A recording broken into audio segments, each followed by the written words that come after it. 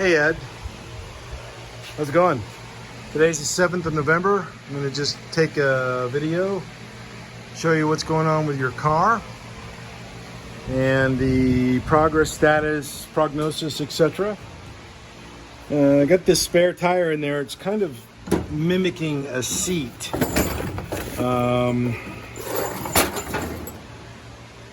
But it's not a seat. I'm trying to use it for purposes of alignment here, and I'll show you in just a moment. But let's start with the trans tunnel. That's all completed, and it's raised up about 2.5, 3 inches in some places. And up there is the center bar. That's put back into place. I have to weld that on. Let me move up a little bit more. Here's the trans tunnel and the access panel, just like the factory had. Now, this stuff might change because the shifter, I'm not sure if I'm going to keep it up here or have it, you know, like a column shifter down here, you know, for park, reverse, neutral, drive, you know, etc. These are the pedal assemblies modified slightly to fit.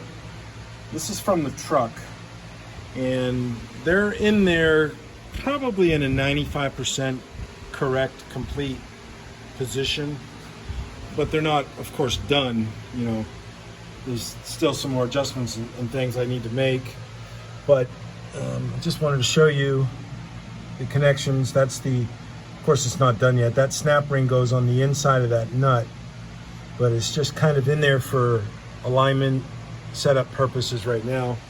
You can see the bracket itself.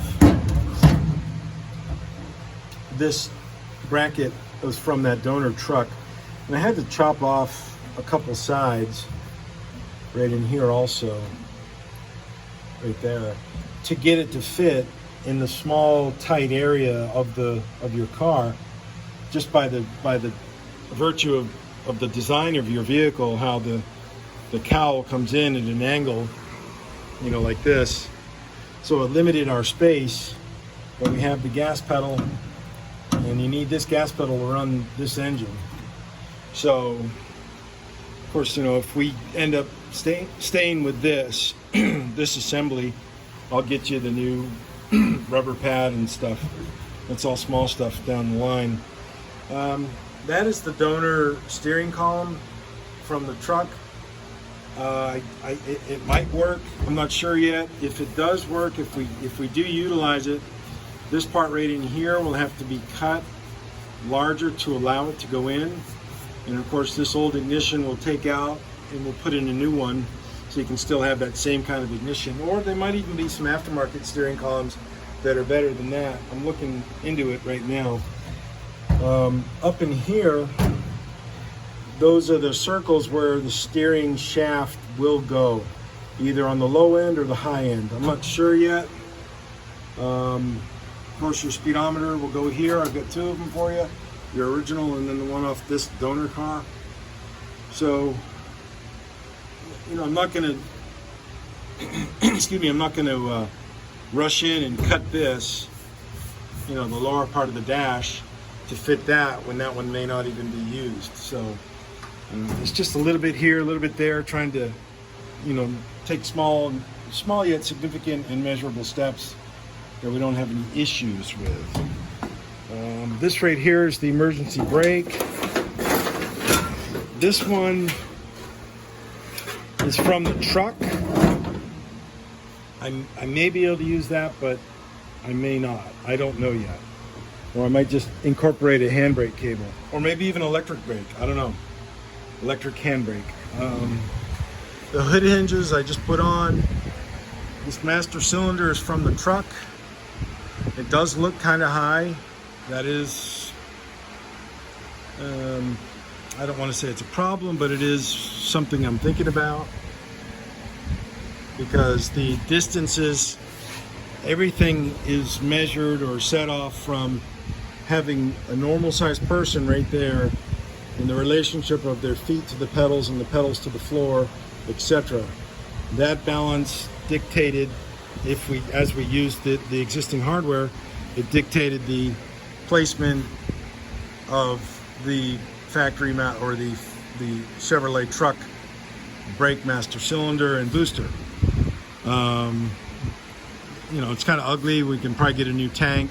These tanks are really cheap. There might be an aftermarket thing. You know, maybe rotate this and put this tank on the bottom. There's many possibilities, maybe even a whole new unit.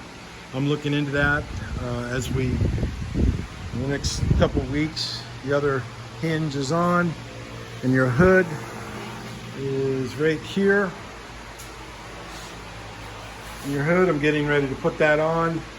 Now your inner fenders are right here. And one of them I broke apart deliberately because of the rust. Pretty bad rust, and I repaired that. This is all the areas that are bare metal. I re-blasted that area there, put new metal in, and even after blasting you can find some holes. You know, those, even to me, they were transparent in the prior to the re-blasting.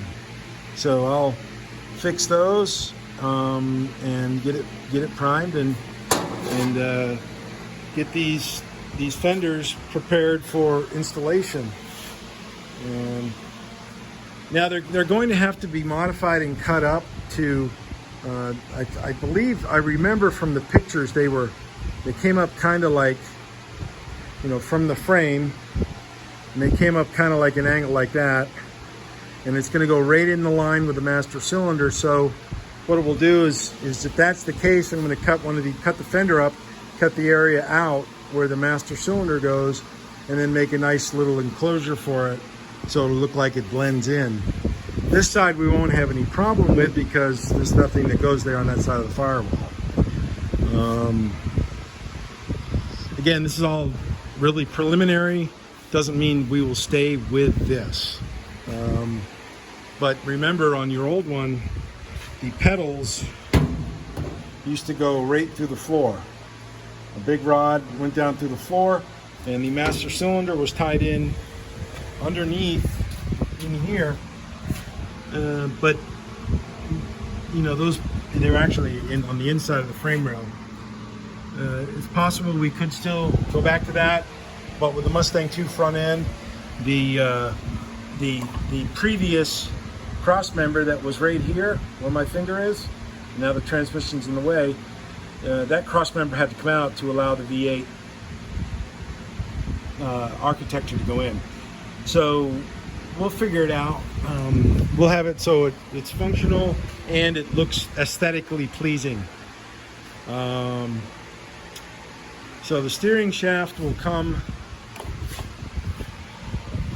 it'll come right through here, thereabouts, come down, and we'll get some U-joints. When I say U-joints, I mean something like this right here.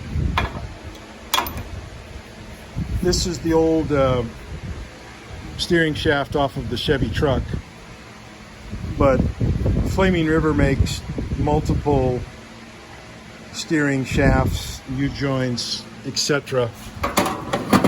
And we'll get that set and fixed and settled and coordinated on that for you. The doors, some of your junk old doors are here, and your new doors excuse me, are back in there.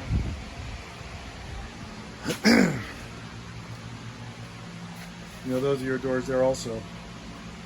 So put those on. That will come up very soon. Put them on and you know, start building the car. We are actually at that point. So just to, you know, remember showing you this mount. I think you've seen that in previous videos. I think so. So I'm currently banned on Facebook again. Facebook is so ridiculous, you know. They really are. They're just so out of control.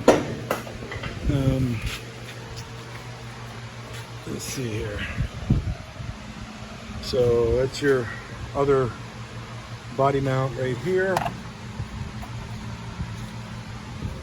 And I think you've seen the video where I explained that, described that, what was going on with the body mount system that I modified and made fit. At least I think you did see that. If you didn't, it's on this channel. It is there for you to see. So sorry about that. Let me just try to tell you what I'm doing here. This is your radiator cross member. It goes right here, and it will probably have to be modified slightly to fit the newer radiator for the V8, which is all normal stuff. That's how it goes. So, but that radiator cross member is critical because it ties in the inner fenders and the outer fenders, of course, and the hood. The hood, I mean, not the hood, but the fenders and the front end. And speaking of fenders, there are your fenders, okay? Okay, Ed, just keeping you abreast on what's going on.